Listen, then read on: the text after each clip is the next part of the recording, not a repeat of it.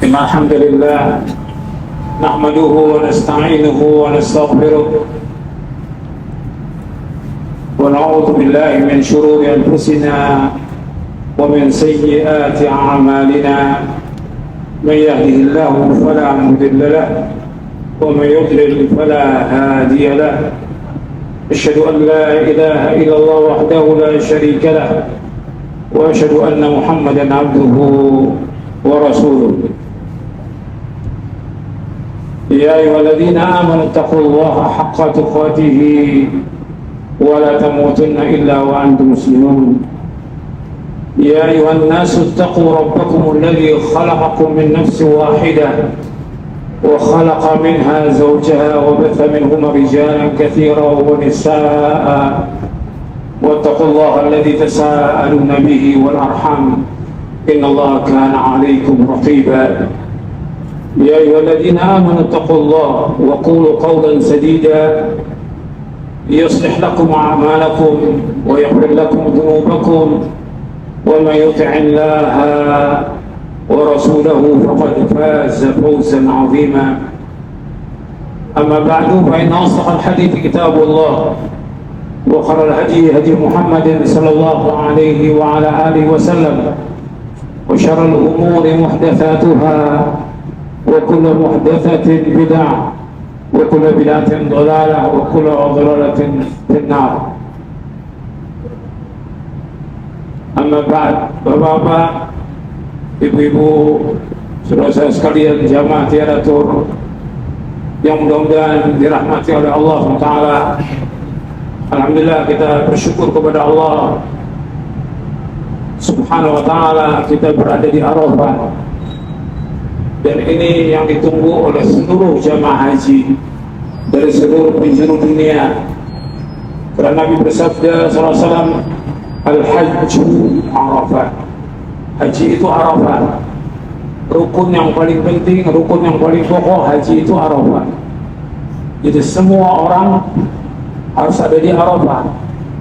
Atau dia sakit, atau dia sakit keras, itu harus dibawa dengan ambulan masuk ke Arafah. Ketika dia berada di luar Arafah, maka hajinya tidak sah. Rukun yang paling besar haji ini adalah Arafah. Dan semua orang dari seluruh dunia yang ditempuh ini Al-Hajju Arafah. Makanya semua orang berusaha bagaimana bisa sampai ke Arafah, karena di tempat ini dan di hari ini juga Allah memerdekakan kaum muslimin dari api neraka. Dan orang menanyakan kepada malaikat, apa yang mereka kendaki dengan datang ke Arafah ini? Yang mereka kendaki agar diampuni dosa mereka. Kata Allah, aku ampuni dosa mereka semuanya. Ini kenikmatan yang luar biasa, yang gak peroleh dimanapun berada. Tidak kemarin dan tidak juga besok, hanya ada pada hari ini. Dan itu hanya ada setahun sekali, Arafah itu. Tinggal kembali kepada kita, apakah kita termasuk orang-orang yang diampuni dosa kita oleh Allah atau tidak. Karena jelas niat kita dari rumah untuk mendapatkan haji yang mabrur, dan puncak cita-cita seorang mukmin adalah surga. Al-Hajjul Mabrur laisa lahu jazaa'un illa jannah. Haji yang mabrur enggak ada balasan kecuali surga. Tujuan hidup seorang mukmin adalah surga. Enggak ada yang lain, bukan dunia. Dunia enggak ada arti apa-apa.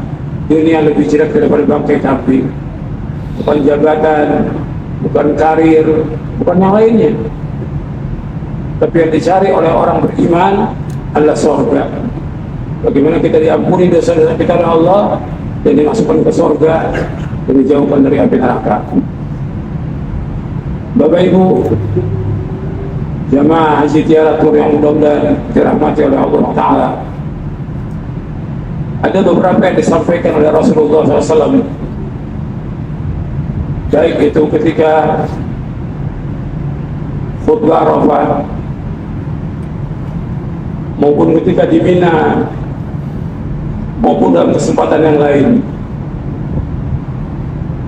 saya akan memberikan kesimpulan dari berapa yang Nabi sampaikan, baik itu dalam khutbah Arafah, ketika di Hajjatul Wada, maupun ketika di Mina, maupun di waktu yang lain yang pernah disampaikan oleh Rasulullah Sallallahu Alaihi Wasallam sebagai nasihat buat kita agar jadi bekal buat kita seumur hidup kita. Yang pertama yang harus kita ingat bahwa dakwah para nabi dan para rasul alaihi wassalatu wassalam semuanya mendakwakan dakwah tauhid.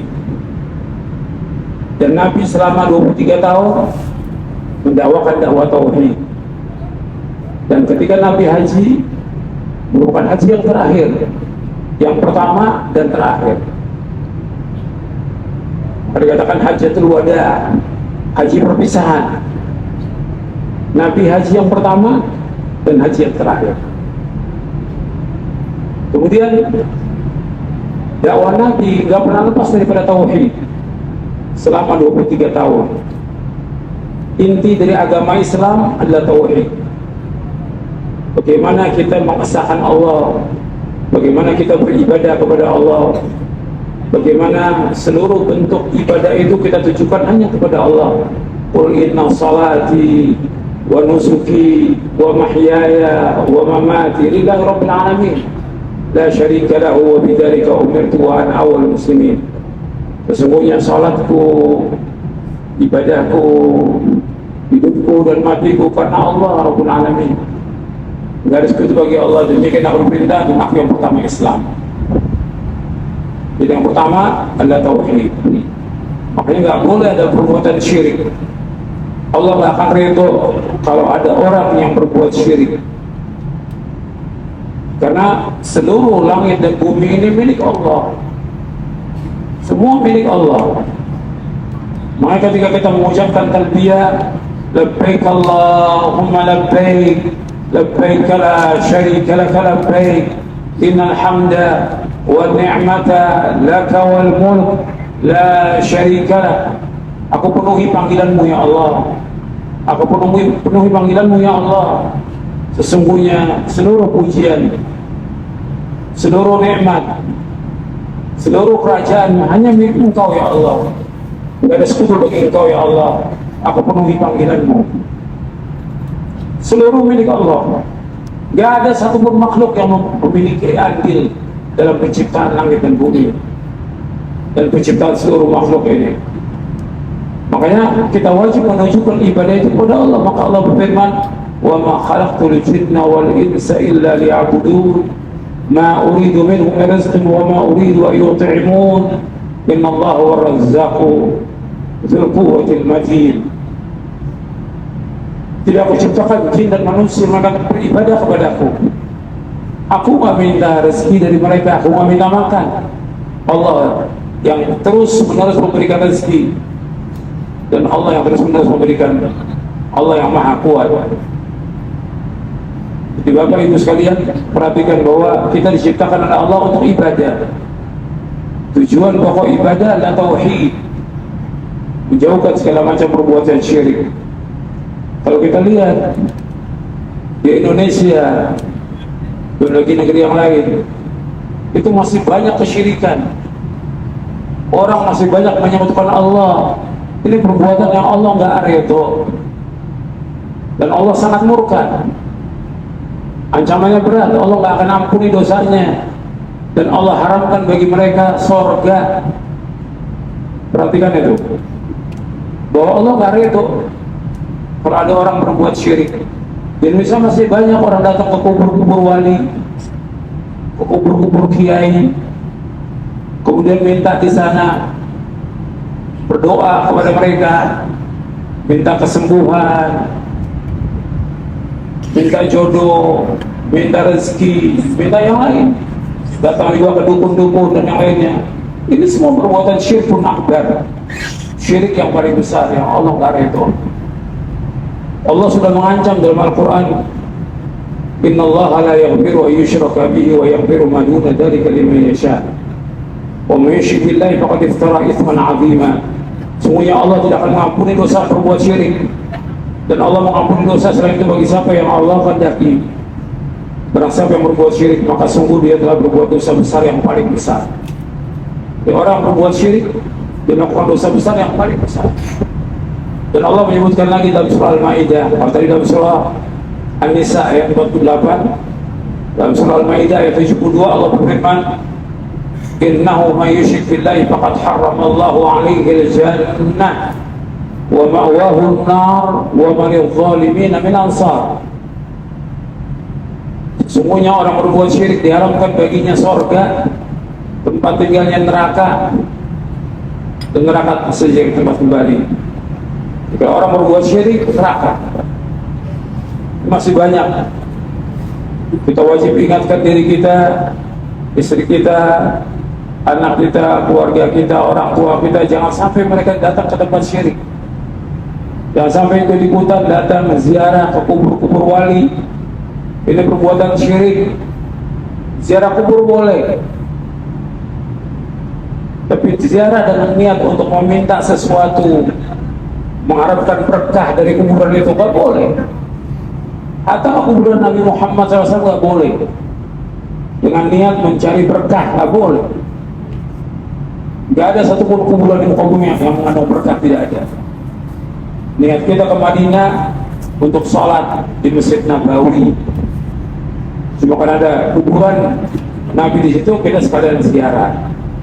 Tapi sengaja niat ziarah ke kubur Nabi tidak boleh dalam Islam. Itu kubur Nabi, apalagi kubur yang lain selain Nabi Sallallahu Alaihi Wasallam. Di Indonesia masih banyak berbis-bis, sampai 50 bis, 100-an bis itu ziarah ke kubur wali. Ini perbuatan syirik. Kita setelah pulang dari haji ini jangan sampai lagi berbuat demikian. Yang dulu kita wajib taubat. Ingatkan semua keluarga kita, jangan sampai berbuat syirik lagi. Ini tauhid, lawannya adalah syirik. Dan ini harus kita tumbuhkan dalam diri kita. Kepada istri kita, anak kita. Makanya wasiat Luqman kepada anaknya, ya bunayya la tusyrik billah inna syirka la-dzulmun 'adzim. Wahai anakku, jangan berbuat syirik. Syirik itu kezaliman yang amat besar. Tidak ada kezaliman di muka bumi yang paling besar dengan syirik. Makanya syirik itu harus dimusuhi, harus diperangi, harus dilawan. Maka Nabi memerangi orang-orang yang berbuat syirik. Nabi bukan sekali dua kali, pernah puluhan kali melawan orang-orang yang berbuat syirik. Sampai di hari terakhir Nabi suruh tempat-tempat kesyirikan dihancurkan semuanya. Tempatnya Lata, Uzza, Hubal harus dihancurkan semuanya dalam satu hari. Gak boleh ada lagi kuburan syirik, gak boleh ada lagi. Pohon-pohon kesyirikan gak boleh ada lagi. Ini Islam. Ini agama Islam, merupakan agama tauhid. Gak ada lagi penyembahan kepada selain Allah, gak ada lagi penyembahan kepada manusia. Makanya Nabi Muhammad SAW disuruh untuk mengajak orang-orang Nasrani dan Ahlul Kitab semuanya untuk beribadah kepada Allah. Allah berfirman dalam surah Ali Imran di ayat 64, Qul ya ahlal kitab ta'alau ila kalimatin sawa'in bainana wa bainakum alla na'budu illa Allah wa la nusyrika bihi syai'a wa la yattakhidha ba'duna ba'dan arbaba min dunillah wa in tawallaw faqulu ashhadu bi anna muslimun. Katakanlah wahai ahlul kitab, kemarilah kepada kalimat yang sama antara kami dengan kalian.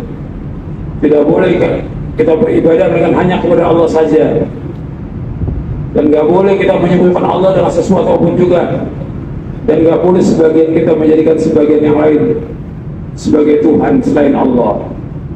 Karena orang Nasrani menjadikan Isa sebagai Tuhan. Orang Yahudi menjadikan Uzair sebagai Tuhan.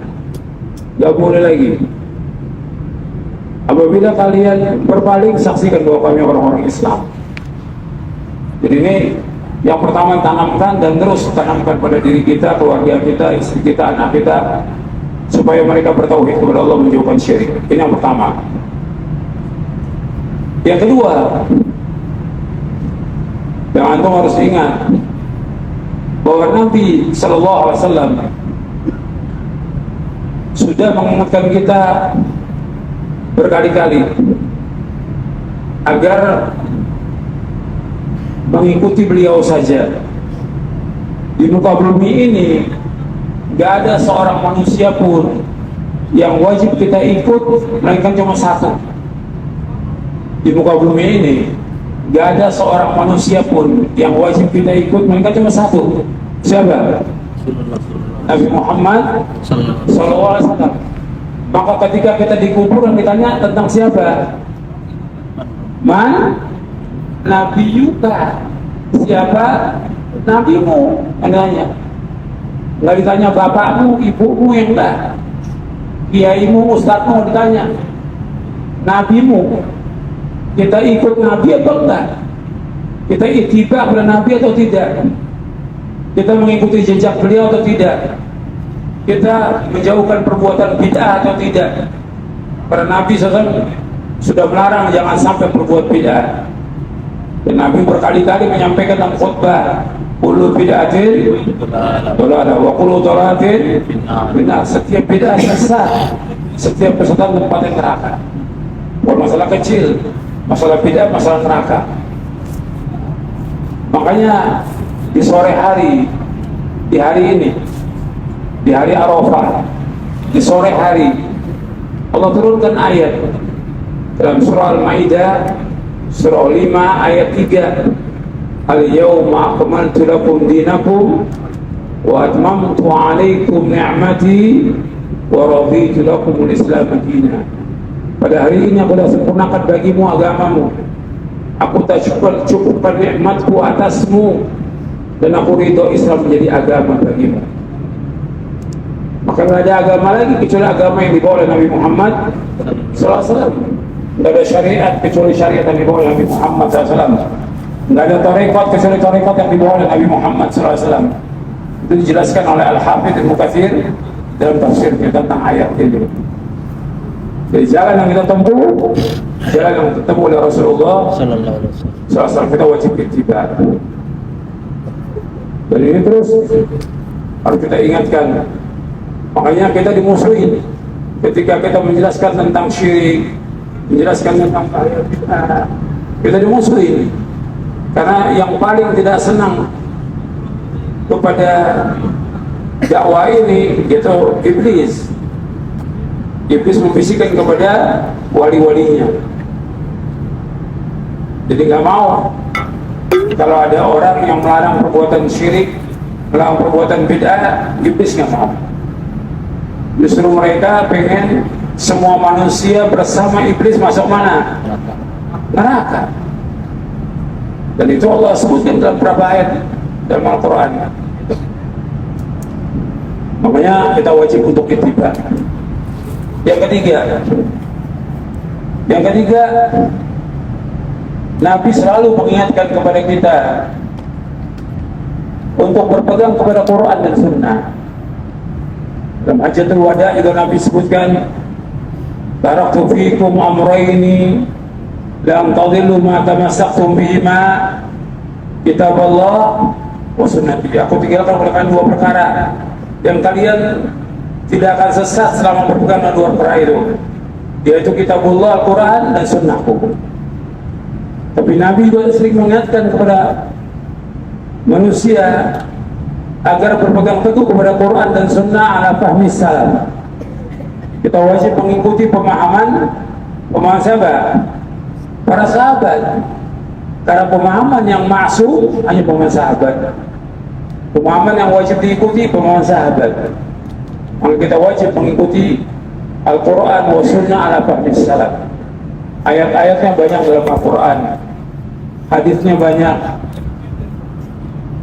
caranya juga banyak. Disuruh kita mengikuti Quran dan Sunnah ala fahmi salaf. Itu jalan selamat. Kalau kita mau selamat dari firqah-firqah yang sesat, golongan-golongan yang sesat, aliran yang sesat, yang ikut Quran dan Sunnah ala fahmi salaf. Kalau nggak ikut, ya ikut aliran sesat. Sekarang udah bukan satu, bukan 70 lagi, udah lebih dari ratusan aliran di Indonesia ini. Dan sesat semuanya. Pada sesat Nabi menyebutkan kembalinya kemana? Neraka. Kita ingin selamat, dunia dan akhirat ingin selamat, maka harus betul-betul kita beragama sungguh-sungguh benar, Quran wa Sunnah ala fahmi salaf. Nggak bisa kita ubah dengan yang lain, nggak bisa kita tukar dengan yang lain, nggak bisa kita ganti dengan yang lain. Nggak ada tawar-menawar. Quran wa Sunnah ala fahmi salaf. Itu jalan hidup, itu jalan yang membawa kepada keselamatan dunia dan akhirat. Itu yang ketiga. Yang keempat, yang Nabi sering ulang-ulang baik dalam Hajjatul Wada maupun di Mina, inna dima'akum wa amwalakum wa a'radakum haramun ka hurmati yaumikum hadha fi syahrikum hadha fi baladikum hadha. Qala hal balagtu? Kata Nabi, sesungguhnya darah kalian, harta kalian, dan kehormatan kalian haram bagi kalian. Sebagaimana haramnya hari ini, di negeri ini, di bulan ini.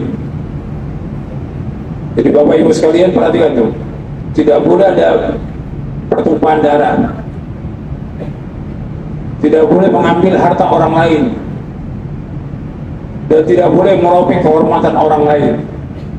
Apakah dengan melaknat, menggibah, memfitnah, itu nggak boleh. Hukumnya haram dan termasuk dosa besar. Di tiga ini masalah berat ini. Nabi ulang berkali-kali. Darah. Karena orang yang membunuh seorang muslim berat hukumannya dan masuk neraka. Yang kedua, makan harta seorang muslim juga ancamannya neraka. Yang ketiga, yaitu merusak kehormatan seorang muslim, membicarakan aibnya, merusak kehormatannya, memfitnah, melaknat, menggibah, dan yang lainnya. Ini semua nggak boleh Islam. Maka setelah kita di Arafah ini, kita jaga lagi, jangan sampai kita berbuat dosa kepada saudara kita sendiri sama muslim. Dosa besar, bukan dosa kecil. Kemudian yang selanjutnya, yang kelima. Yang kelima, Nabi ingatkan kepada kaum laki-laki agar memberikan nasihat kepada wanita dengan cara yang baik. Fastausu bin nisa'i khairan. Fastausu bin nisa'i khairan. Aku wasiatkan kalian agar kalian menasihati istri kalian dengan cara yang baik. Disuruh untuk menasihati dengan cara yang baik. Wanita diciptakan oleh Allah dari tulang rusuk yang bengkok. Dibiarkan dia akan tetap bengkok, dipaksakan dia akan patah, patahnya cerai. Tapi kalau dibiarkan tetap dia bengkok. Tapi tetap Nabi suruh wastausu bin nisa'i khairan. Nasihati wanita dengan cara yang baik. Tetap tabiatnya bengkok, tetap gak akan berubah wanita itu. Tapi tetap dinasihati dengan cara yang baik. Disuruh sabar untuk menasihati mereka. Dan itu tanggung jawab kita sebagai laki-laki. Karena kita akan ditanya oleh Allah tentang istri kita, dan akan ditanya tentang anak kita. Makanya Allah berfirman, ya ayyuhalladzina amanu qu anfusakum wa ahlikum nar. Wahai beriman, jaga diri kamu dan keluarga kamu dari api neraka. Perhatikan itu, istri dan anak itu tanggung jawab kita dunia dan akhirat. Itu dulu nomor satu. baru karyawan, baru yang lain. Istri dulu, anak. Diperhatikan nggak dari istrinya? Diperhatikan nggak anaknya? Banyak orang tua memperhatikan istrinya, nggak perhatikan anaknya. Orang tuanya ke masjid, pakai jilbabnya panjang, pakai cadar, anaknya narkoba, anaknya nggak sholat, anaknya nggak puasa, anaknya pergaulannya rusak, anaknya sibuk dengan HP, nggak pernah baca Quran, karena orang tuanya tidak mencontohkan yang baik. Nah, ini mulai berubah nanti. Setelah pulang dari Arafah ini harus berubah. Tanggung jawab kita berat di hari kiamat. Karena Allah akan tanya dari kiamat nanti, bagaimana tanggung jawab kamu pada istri kamu dan anak kamu. Bisa juga istri dan anak menyeret kita ke neraka, karena suami nggak punya tanggung jawab pada istri dan anaknya. Itu perhatikan. Kemudian yang keenam, yang perlu kita ingat bahwa kita ini banyak dosa. Dosa kita sangat banyak. Tidak terhitung saya dan antum sama. Kesempatan hari ini untuk taubat kepada Allah atas semua dosa.